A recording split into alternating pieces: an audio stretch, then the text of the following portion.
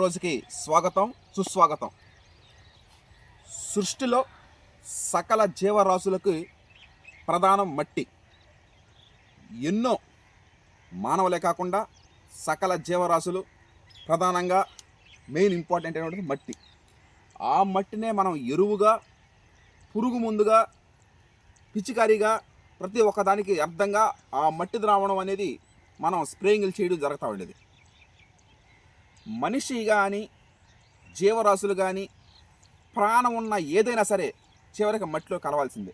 ఏదైనా సరే అటువంటి పవిత్రమైన మట్టిని మనం తీసుకొని సివిఆర్ మెథడ్ ఫార్మింగ్లో మట్టి ద్రావణాలు స్ప్రేయింగులు చేసుకుంటూ మనం ముందుకు సాగడం జరుగుతూ ఉంది. 90వ రోజుకు రావడం జరిగింది. 90 రోజులు కాదు, 90 సంవత్సరాలైనా సరే ఇదే ఎనర్జీ, ఇదే ఎంతజియాజం, ఇదే టీం మెంబర్స్ ఉంటారు. ఇందులో ఏ మార్పు లేదు. తెలుసో తెలియకో 2021 సంవత్సరంలో నేను తీసుకున్నటువంటి ఒక నిర్ణయం ఇంతమంది జీవితాలు మార్చేసింది.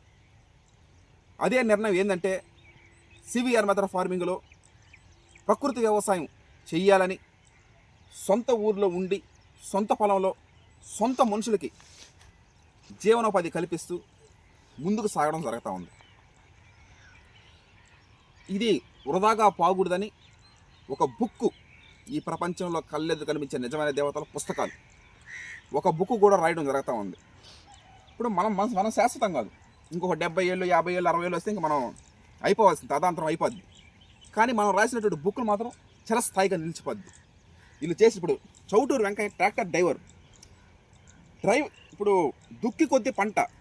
ఈరోజు ఆయన 102-103 డిగ్రీలో దున్నాడు. అది ఒక మామూలు విషయం కాదు.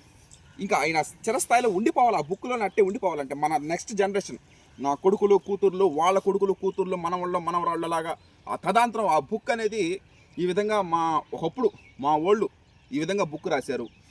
రాబోయే రోజులు ఎట్లుంటే ఎవరికి చెప్పలేం. కానీ ఆ ఈ బుక్ అనేది శాశ్వతం.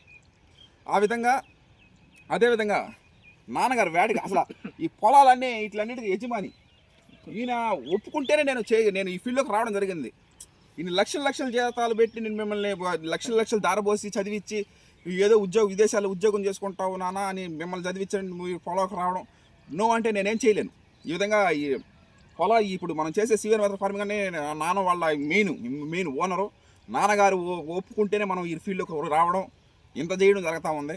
ఇది నాన్నగారికి ప్రత్యేక కృతజ్ఞతలు. అదేవిధంగా బాబాయ్ చిన్నాన్న అంటే చిన్నప్పటాంచి భుజాల మీద మోసిన వీళ్ళంతా, వీళ్ళే నా కుడి భుజం ఎడ భుజం అవడం అదొక సంతోషకరమైన విషయం. నేను చాలాసార్లు కూడా చెప్పడం జరిగింది. 90 రోజులు కాదు, 90 సంవత్సరాలైనా సరే వాడడం అంటే ఎవరో ముక్కు మొహం తెలియని వాళ్ళని పెట్టుకునే విధంగా కాకుండా నా సొంత వాళ్ళని నేను పెట్టుకోవడం జరిగింది. అంటే ఏదో మనకు సొంత వాళ్ళే కదా ఏం కాదు అని అట్ట కాదు. వాళ్ళలో చేసే దమ్ము, కెపాసిటీ అవన్నీ ఉన్నాయి వాళ్ళల్లో. అందువల్ల నేను రాణించగలుగుతా ఉన్నా 2021 నుంచి ఇప్పుడు దాకా. అదేవిధంగా పోట్లూరు సేన నా అమ్మమ్మ కుడి భుజం అయినా వీళ్ళందరి గురించి నేను ఆ బుక్లో రాసిన క్లియర్ కట్గా. ఎంత మాటలు చెప్పేదానికన్నా ఆ చేతల్లో, అంటే మాటలు చెప్పడం కాదు, ఆ చేతల్లో బుక్లో రాయబట్టి దాన్ని ఉంటుంది. అది క్లియర్ కట్గా మీకు అర్థం అవుద్ది. అదేవిధంగా కొమరగిరి దుర్గారావు అన్నారు, మా మన్నాదరాపేట ఊర్లో ఉంటారు. ఆయన కూడా దీంట్లో ఒక భాగం. ఈ విధంగా CEO నేనే. వేటా ఆర్గానిక్ రైస్ అనే రైస్ మనం పంపిస్తూ ఉంటాం. CEO నేను. ఇప్పుడు చీఫ్ ఎగ్జిక్యూటివ్ ఆఫీసర్ ఈ టైంలో ఈ నారు పోయాలా, ఈ టైంలో ఇది పోయాలని చెప్పడం వరకే నా బాధ్యత. కానీ అది ఇంప్లిమెంట్ చేయడానికి ఒక టీం అనేది కంపల్సరీగా ఉండాలి.